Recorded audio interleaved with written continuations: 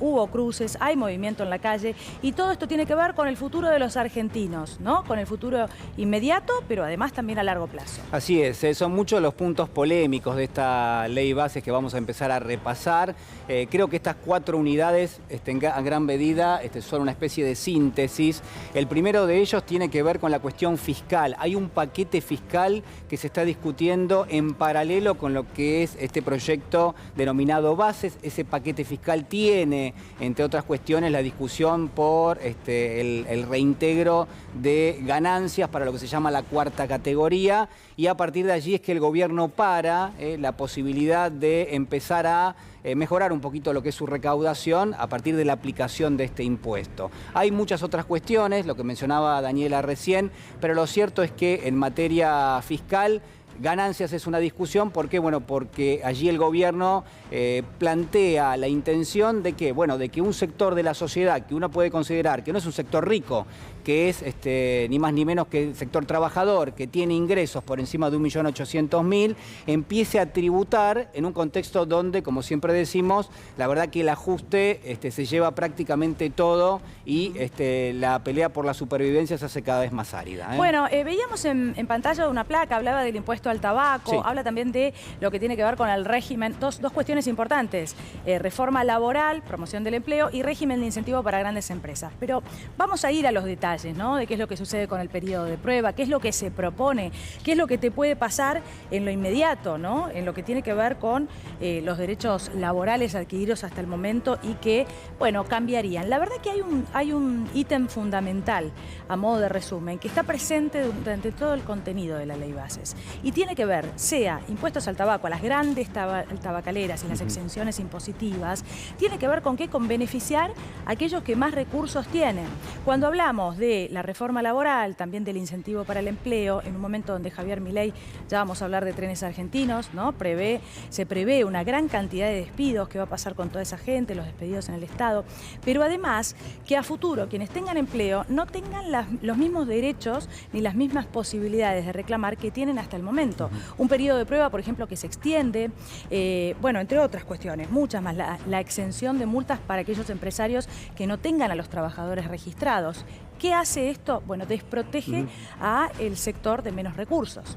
Claro, ¿cuál es la filosofía con la que el gobierno está empujando este paquete de leyes? Bueno, que si uno le despeja el horizonte a los grandes capitales, se supone que los grandes capitales van a generar algún tipo de reactivación económica o en todo caso van a generar mayor riqueza. Bajo esa hipótesis, es decir, que por ejemplo un trabajador no pueda hacer un reclamo, que un trabajador que está trabajando en la informalidad no pueda en todo caso avanzar en el pedido de una indemnización, por ejemplo, pero entre otras cuestiones también se le da grandes ventajas a grandes empresas y aquellas empresas que hagan una inversión por encima de los 200 millones de dólares, se les cambia prácticamente, Dani, todos los regímenes, ¿no? El régimen aduanero, el régimen impositivo, el régimen de liquidación de divisas / cambiario, es decir, pensar una legislación acorde a lo que el gobierno estima que es una gran inversión, y la pregunta del millón es ¿qué pasa con los sectores más desprotegidos, ¿no? Como vos estabas planteando recién. Bueno, yo sé que esto no, y ya vamos a meternos de lleno en lo que pasó hoy en el Congreso de la Nación, esto no es lo inmediato, lo urgente, pero sí digo hay que prestar atención a lo que está pasando en el Congreso de la Nación. ¿A qué me refiero con lo no inmediato? En el día de ayer era Agustín Rossi, aquí en C5N, con Juana Morín, que hablaba de también una discusión que tiene que ver con los valores, ¿no? De la Argentina como sociedad. Se habla poco de esto, pero esos valores que tienen que ver con que no dé lo mismo todo, que se siga intentando proteger a través de las leyes a aquellos que menos recursos tienen, que necesitan que las leyes los protejan y no solo sea incentivado aquel sector, bueno, que más recursos tienen. La verdad que en esta ley no hay nada, no hay ninguna medida que en realidad favorezca a aquellos que menos recursos tienen. Es un punto fundamental. ¿Qué es lo que sucede con las embarazadas, ¿no? Que tendrán la obligación de trabajar hasta 10 días antes de la fecha de parto, cuando cualquier mujer sabe, ¿no? En qué contexto se llega o en qué estado muchas veces se llega a esa situación, más allá de que algunas puedan hacerlo. Bueno, varias cuestiones concretas que muchos no conocen, de las que no están al tanto probablemente y que es muy importante que se sepan.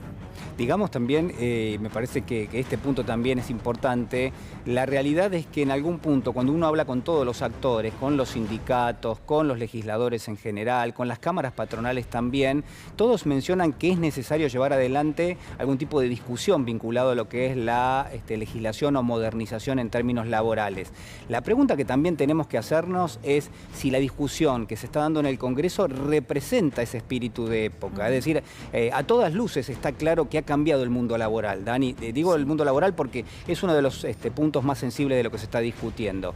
Pero la gran pregunta que hay que hacerse es, lo que está escrito en este proyecto, lo que se está votando a lo largo de las próximas horas, ¿representa o es parte de los desafíos que vienen para la Argentina o solo lo que intenta es capturar una serie de privilegios o beneficios para sectores, que uno podría decir sectores de capital un poquito más concentrado y que va en detrimento de los trabajadores, pero no termina de cumplir con eso que en algún punto todos los países tienen como un verdadero desafío, ¿no? Probablemente no resuelve el problema, claro, ¿no? Este parece ser el punto fundamental, porque justamente, como decía Julia, hay discusiones que debían darse hace tiempo en esta Argentina. Pero algo tan simple como esto, si se eliminan las multas, por ejemplo, al empleador que no registra a sus trabajadores, sí, ¿cuál no es hay el en incentivo? eso, claro, cuando uno de los problemas más importantes, y hace muchos años, tiene que ver con la economía no registrada, tiene que ver con los trabajadores no registrados. Yo recuerdo una entrevista con Carlos Tomada hace muchos años que decía, bueno, a mí me reclaman que baje ese 30% de trabajo no registrado. Claro, claro. Bueno, los gobiernos que vinieron después,